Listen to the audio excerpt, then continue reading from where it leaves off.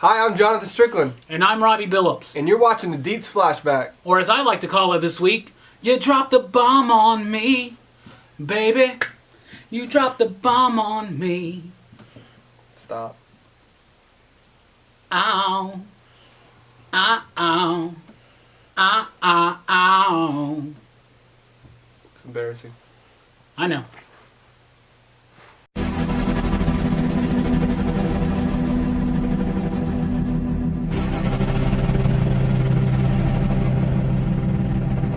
Hey everybody, thanks for coming back this week for the Deeps Flashback. We'll be talking about episode 5 of The Flash, Plastique. Plastique. Plastique. What about that opening?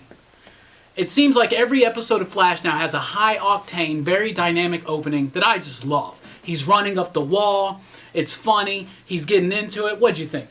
Yeah, it's awesome because they're really tapping into his powers in this episode, just the potential of it. We've been talking about what he could actually do in the comics, and he's doing it now. So the fact that he can run up a wall and save someone, then come down and vibrate his face to see Iris was legit. I love that before he actually goes up the wall, he's asking them, and they're trying to figure out what to do, and he's like, what if I just stacked a bunch of mattresses? And Caitlin's like, I'm sorry, this isn't a Roadrunner cartoon. I absolutely loved it. But yeah, Iris sees the streak. The shriek. Full on. So we got to that part. I also like the scene in the bar at the beginning where Barry can't get drunk. He can't. His metabolism is too fast. Too fast. Too fast. So the episode is called Plastique because one of the villains in the episode is Plastique. She first appeared in The Fury of Firestorm, number 7 from 1982. She was played today by Kelly Fry. What did you think about Plastique? I liked it. I liked it. Bummed. Spoilers. She dies. Yeah, they've been killing some of their villains and characters pretty quickly. Yeah, I wanted to see more of her. She had cool powers. I wanted to see if she could tap into that, use it for good. We'll never know now, I guess. Yeah, Plastique was kind of cool. I liked the whole story. I loved the General. General Wade Eiling, played by Tom Clancy. The great Tom Clancy. I'm a huge Tom Clancy fan. Like Highlander, love him as Lex Luthor in the JLA and the Superman animated series. Oh, yeah. His first appearance was Captain Atom number 1 from 1987. He was the guy who actually is the reason why Captain Atom gets in the accident and becomes Captain Atom. So I think it's cool that they're bringing in these villains. Flash has got the rogues, but they're going out a little bit further to Captain Atom, to Firestorm, getting some other villains for us to see. All in all, I like the story. I really like the General. He actually has a really cool role in the JLA story by Grant Morrison where he takes over the body of the Shaggy Man. If you've never read that, come see me. I'll hook you up. Yeah, JLA is his thing. I really like the General and his relationship with Harrison. They show us a little bit at the end of the episode, but I'm intrigued by the relationship because here you got the General who's wanting to use Plastique's powers for pretty much terrible things, and Harrison cuts him off, and it's like, we're not doing this stuff. And you got him coming back at the end of the episode asking him to team up with Harrison again, and Harrison's like, get out of here, dude. Yeah. I thought the way that they showed Plastique's powers was really cool. I thought it looked awesome and interesting, and I really liked how she blew up Barry's suit, and it really bothered Cisco. It really did. He couldn't let it go. He's like, burn up my suit, man. So Iris sees the streak for the first time. I believe that the character of Iris West is really starting to flesh out a whole lot better. I'm actually becoming a lot more invested in that story arc and that character. I like the drama she has with Barry. It's kind of heartbreaking, and Joe knows. Joe knows. Daddy knows. It's clear that she's infatuated with the streak, and not because she says it. It's not, I started doing this for you, Barry, but there's something more to this now.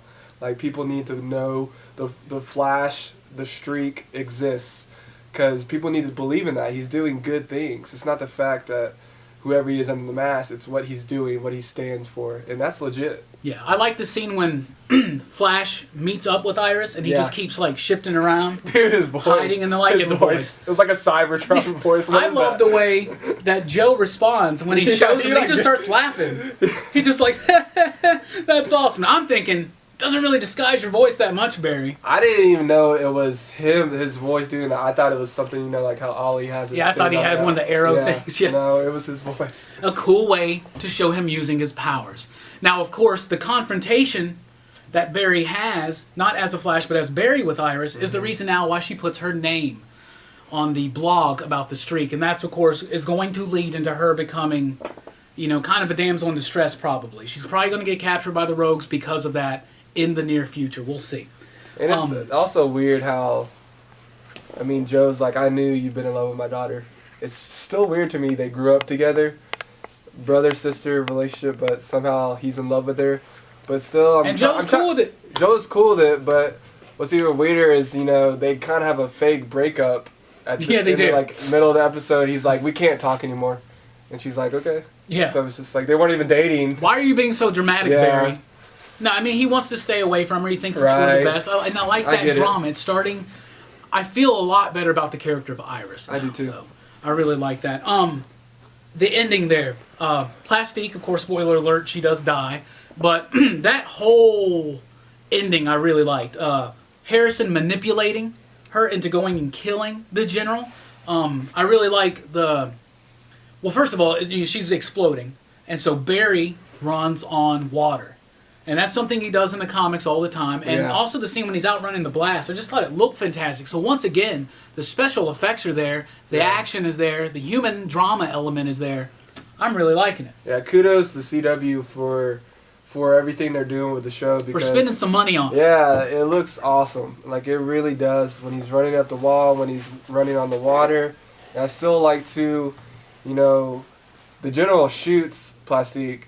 And once again, Barry's not fast enough to stop it, so I like that. Yeah. I like that because he's the Flash, man, and he's supposed to be able to stop these things, and he can't control everything, and he's learning that. So it's cool to watch him journey through that. It is cool. It's cool to see him learning and new powers, new things that he's doing. And I will point out, when people see him like his dad or Iris, and he vibrates real fast so they can't see his face, sometimes he waits a little too long to do that. I'm like, I'm pretty sure she saw him. That's Barry. Oh, never mind. He's vibrating, so it must not be. I love that ending. I liked how, so it starts off and they're at the bar, and he talks about how he can't get drunk. How does that come into play? Because it's just silly, whatever. And then at the end of the episode, after his pseudo breakup with Iris, and now he can't go drink away his sorrows. But I like the ending there at the bar. There actually is a song. They're playing a version of Iran, which is from the Sound of Camden album. It's a tribute album to Camden. The street market in London, I believe. Anyway, this song's really good. Check it out on its own. It's actually really cool. That whole album is actually really cool. Lots and lots of covers. We've been skipping around this. Yeah. Let's talk about Harrison. Man. Harrison Wells. Who is he? What is he up to? What do you think?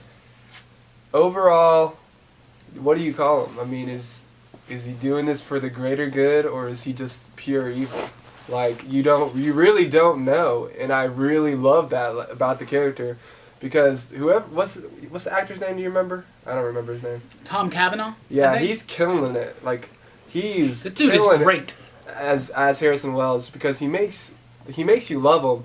He genuinely seems like he cares for Cisco and Caitlin, and then he goes and commits murder or does some scene where he's telling Plastique to kill someone, so it's just weird. Yeah, man. The manipulation of Bet, the character of Plastique, the fact that he worked with the General in the past, the fact that he wants to get rid of the General. I thought he was about to gank the General right there at the end. Yeah, in the elevator. I really thought so. Yeah, I thought something was going to happen. He's going to stand up and shoot him or something.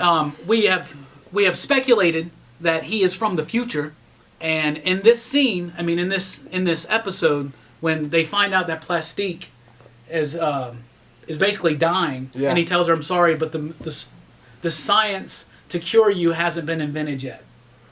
Liar. That's just a little line, maybe. I don't know. I really liked it. I like his whole "I will do anything to walk again," and I don't know. It's like, what's going on with Harrison? And is he the Reverse Flash, or is he someone working with the Reverse Flash? He's something, man. I don't know. I guess we will find out. But I love the character of Harrison Wells, and like we were talking about the dynamic that Barry, Caitlin, Cisco, and Harrison. I'm almost kind of worried that once Harrison is revealed as a villain and goes away, I'm worried about his place in that dynamic of that team. So that's true. But the biggest thing to me in this episode was the very, very, very end. Gorilla Grodd We are getting Grodd this season. Obviously, he's not from Gorilla City. Nope. That might be a little too cheesy for this show. A little too fantasy and not so science fiction. Right. So obviously it's connected to whatever Harrison was doing and to the particle accelerator explosion. Right. But I'm pumped and I cannot wait for Gorilla Grodd. Yeah, whatever he was doing, it seemed like he was working with the general on it, and they're experimenting on the apes or something. So I'm excited. I mean, the ape even looked cool. I don't know. Was it real? It looked, I couldn't tell. I know. To be honest, I couldn't tell. So kudos legit. once again for spending the money on those effects. I'm stoked, man. I mean, as Flash villains, that's one of his big ones. Grodd is one of his big ones. So. Grodd's a big deal, and when Grodd shows up, I hope it's going to be a big deal because it really should. We'll see. Next week, we got the debut of the villain Girder, which is created by Jeff Johns in the Flash Iron Heights book from several years back. Nice. And the cool thing about this is the episode is called The Flash is Born. So, looks like it's not going to take Barry near as long to call himself the Flash as it did Ollie to call himself the Arrow. It's true. So, until then, I'm Robbie. I'm Jonathan. And we'll flash back next week. Oh, oh, oh.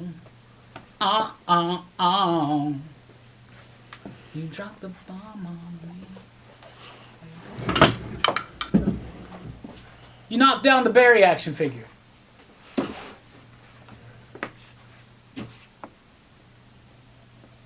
Feel like the Flash, better yet I'm Barry Allen. Can't rewind time without messing up the balance. Told my girl I don't think I really got the talent. She said go chase your dreams and see what God allows to happen. Past tense, the rapper Randy Savage. Do you know how many years?